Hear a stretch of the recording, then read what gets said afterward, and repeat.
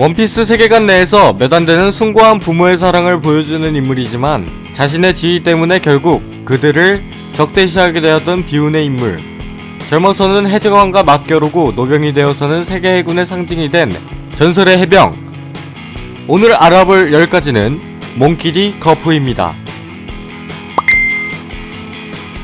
몽키 D. 거프, 해군본부 중장이며 주인공 몽키 D. 루피의 할아버지이자 혁명군 총사령관 몽키 D. 드래곤의 아버지.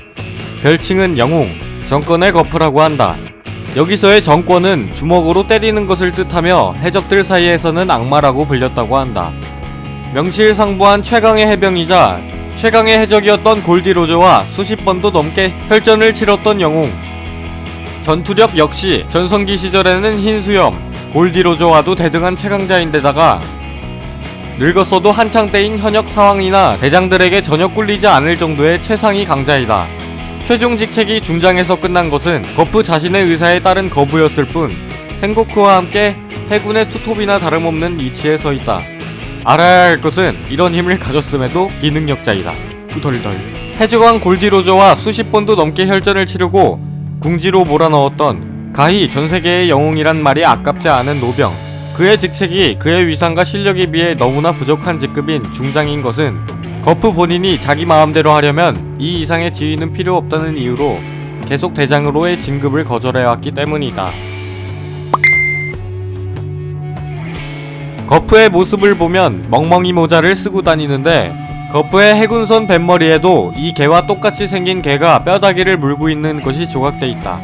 모자는 표지 연재 이후 본편에서 본격적으로 등장한 후로는 더 이상 쓰지 않고 있으며 이 모자와 비슷한 모자를 혁명군들 중 몇몇이 쓰고 있기도 했다. 아들에게 받은 선물일 수도 있다. 왕년엔 해적왕 골디 로저를 애먹였을 정도의 강자이며 로저와는 말 그대로 호적수이자 싸움에서 서로를 인정한 라이벌로 묘사되는데 로저가 죽기 전 아들을 부탁하면서 너와는 수없이 사륙전을 벌인 사이니 동료만큼 신뢰할 수 있다면서 네가 키우라고 한다. 거프는 로저의 면전에다 대고 헛소리 말라고 했지만 실제로 걷어다가 친손자와 같이 키운다. 그의 사랑이 담긴 주먹에는 몸이 고무로 되어 있는 루피조차 맥을 주지 못하고 맨손으로 포탄을 잡아 던지는 게 그냥 대포로 쏘는 포탄보다 훨씬 더 강력하다. 더군다나 연속 투구까지 가능. 이 사람 때문에 어렸을 적 루피는 특훈이라는 명목하에 생사의 기로에 선 적이 많았던 모양이다. 그런데 고무고무 열매를 먹은 루피에게 이분의 주먹이 들어갈 수 있었던 이유가 이후 패기에 관한 내용이 등장하고 나서는 거프가 루피를 때릴 때 패기를 사용하지 않았나 추측되기도 한다. 아까 말한 로저의 아들을 거두어 친손자와 똑같이 키우는 이야기를 좀 더 해보자면 이 이야기는 에이스의 처형식, 즉 정상전쟁에서 뜻밖의 사실이 밝혀지는데 골디 로저에게는 머지않아 태어날 아이가 있었는데 애에게는 죄가 없으니 그 아이를 잘 부탁한다는 말로 하는 수 없이 거프가 태어난 남자아이를 맡아 기르게 되었다. 그리고 그 아들의 이름은 포트거스 D. 에이스. 사실 이것만 해도 엄청난 중죄인데 이 당시 해적왕과 관련된 인물들은 무조건 처형 대상이었는데 예를 들자면 해적왕의 배를 만들어준 워터7의 톰조차 사형이 구형된 판에 혈족, 그것도 친아들을 숨겨주다니. 그것도 해군이 사이퍼포를 동원해 미친듯이 찾고 있었는데도 바로 옆에서 입 싹 닫고 가만히 있었던 거프. 해군 영웅이니까 어찌어찌 무마된 거지. 사실 거프도 즉각 처형 대상이었다. 정상결전이 시작된 시점엔 전투에 참여하지 않고 일련의 사태를 관망하던 중 마침내 생고쿠 원수가 예정을 앞당겨 에이스를 처형하라는 명령을 내리자 에이스 옆으로 와서 눈물을 흘리는 모습은 팬들의 마음을 안타깝게 하는 명장면이다. 해군의 영웅인 그로서는 자식들이 해군에 들어가 해병으로서 민중들을 위해 싸워주기를 바랬고 정녕 해군이 되기 싫다면 차라리 칠무회를 추천하려고까지 했었다. 에이스를 친손자처럼 여겨 신변에는 큰 문제가 없이 잘 되길 바랬던 모양이다. 하지만 에이스가 루피를 감싸다가 아카이누에게 죽자 분노에 휩싸여 아카이누를 죽여버리려 들다가 생고쿠가 잡아엎은 덕에 간신히 멈추었다. 거프는 그래, 그렇게 막고 있게. 그렇지 않으면 나는 사카즈키를 죽여버릴지도 몰라. 해군대장을 죽이겠다는 말은 아무나 할 수 있는 게 아니다. 실제로도 이 말이 절대 빈말이 아닌 것이 로저 해적단의 부선장이었던 실버즈 레일리가 노쇠한 몸으로 키자로와 호각의 승부를 벌일 강함을 가지고 있다. 키자로와의 싸움에서 레일리가 체력에서 밀리긴 했지만 레일리는 은퇴한 지 20년이 흐른 반면 거프는 아직도 현역으로 일선에서 활동하고 있었으므로 둘의 격차는 당연히 벌어져 있을 것이다. 따라서 정상결전 당시 거프가 3대장보다 강할 것이라는 가정에는 충분히 설득력이 있다. 원작에서는 별로 활약하는 장면이 없었지만 간접적으로 표현되는 경우가 많다. 일단 전체적으로는 현재 최강자로 지칭되는 사황과 3대장 대비 최소 대등 이상이라는 분위기를 많이 연출하고 있다.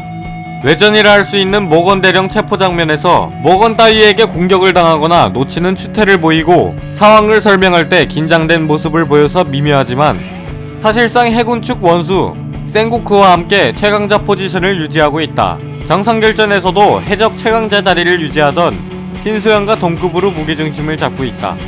정상결전 당시 거프의 힘은 마르코를 통해 알 수 있었는데 마르코가 거프에게 머리에 꿀밤 펀치를 한방 정통으로 맞자 세세열매 모델 불사조 능력자로 모든 공격을 다 재생하는 마르코의 볼에 생채기가 난다. 더군다나 전쟁이 끝나고 마르코가 머리에 붕대를 하고 있는 거로 봐서는 거프의 저 펀치 한 방이 마르코에게는 꽤 큰 타격이 되었을 확률이 높다. 3대장의 공격은 오니구모가 해로석을 채운 것을 제외하면 정면에서 막아내던 모습과는 대조적인 모습이다. 위와 같은 근거로 아마 정상결전 기준으로는 3대장보다 강했을 확률이 높다. 이후로도 일부 캐릭터의 대사로 언급되는 거프의 위치는 결코 같은 세대 전설들과 해적왕 로저의 아래가 아니다. 5억 베리를 훌쩍 뛰어넘는 얼음 대륙을 갈라버린 전설적인 은메달리스트 돈칭자오의 필살기인 추룡 송곳못을 정면으로 맞대응해 그의 전성기를 마감지어버린 것도 거프이다. 아까 말했다시피 작중 차지하는 위치와 영향력은 3대장을 넘어서는 수준이며 해군의 정점인 센고쿠와도 거의 동격. 사실상 센고쿠와 더불어 해군의 투톱이다. 지기는 같아도 다른 중장들과는 넘사벽 차이. 정상결전 당시 거프가 출전하자 현역 3대장을 맞이해서도 두려워하지 않던 흰수염 해적단이 영웅 거프! 드디어 전설의 해병이 나왔다며 두려워하여 일제히 움직임들을 멈추었을 정도이다. 거기다가 신세계에서는 그 명성이 더욱 커 악마라고 불리고 있다는 것이 밝혀졌다. 그리고 자연히 거프의 손자인 루피를 악마의 혈통이라고 부르고 있다. 비슷한 레벨의 비능력자는 샹크스, 즈라킬 미호크, 실버즈 레일리, 그리고 제파가 있긴 하지만 미호크의 경우 유니크템을 들고 싸우는 검사고 레일리와 샹크스는 검술과 패기 모두 탑 클래스. 제파의 경우에는 소시적엔 거프와 같이 맨손 격투를 주무기로 삼았지만 한쪽 팔이 잘린 후론 해루속으로 된 무기를 장착하여 사용한다. 또한 매우 노쇠했음에도 샹크스, 미호크 등과 맞먹는다는 걸 생각하면 흰수염 거프, 레일리 센고쿠, 골디로즈 이 양반들이 젊었을 적엔 얼마나 패왕이었을지 궁금해지는 부분이다. 정상결전 종전 후 590화에서는 이스트블루의 후샤 마을에 돌아갔다가 다단에게 몽둥이 풀스윙과 마운트 포지션을 거하게 맞았다. 당연히 그도 다단이 화를 내는 이유를 알고 있었기 때문에 미안해서 어떠한 말 한마디도 하다못해 적당히 반격이나 저항하는 등의 행동조차 없이 그냥 다단이 때리는 대로 맞고만 있었다. 결국 이를 보다 못해 10여 년 동안 루피와 에이스를 봐왔던 마키노가 말린다. 누구보다 가장 괴로웠던 것이 거프 증정이라고. 에이스 죽는 광경을 보고도 아무것도 할 수 없었다고 거프 증정을 감싼다. 594화에서 센고쿠와 콩의 대화를 볼 때 일선에서 물러나 해군본부 중장이라는 직함만을 남긴 채 후샤 마을을 경비하는 형식으로 사실상 전역에 가까운 은거를 하는 듯하다. 방금 말했듯 거프는 정상결전에서 누구 못지않은 슬픔을 겪었다. 처음에 따로 임펠다운을 찾아가서 에이스를 만난 뒤 센고쿠에게 자신의 고뇌를 표현하면서 처형에 대한 반감을 드러냈고 친손자처럼 여긴 에이스가 해적으로 살아서 처형당하는 걸 슬퍼하여 옆에서 최대한 눈물을 감추면서 울었고 결국 원하지 않게 루피와 싸웠으며 결국 에이스가 죽어버리자 에이스를 죽인 대장 아카이누를 죽여버리려는 모습을 보이며 센고쿠에게 자기를 꼭 말려달라는 부탁까지 했다. 그리고 이스트블루에 돌아와서는 에이스를 죽게 방치했다며 분노하는 다단에게 맞아 쓰러져서 계속 맞아도 씁쓸한 표정을 지을 뿐 반격조차 하지 않았다. 그리고 그를 마구 때리던 다단이 뭐라고 말이라도 해보라고 소리를 질렀으나 그냥 멍하니 맞아주기만 할 뿐 아무 말도 하지 않았고 후샤 마을은 울음바다가 되었다. TV 특별판 3DEY에서 잠깐 언급이 되는데 이름만으로 대해적, 세계의 파괴자라는 반디월드가 움찔한다. 구독 한 번씩, 좋아요 한 번씩 눌러주고 다음 동영상에서 봐요.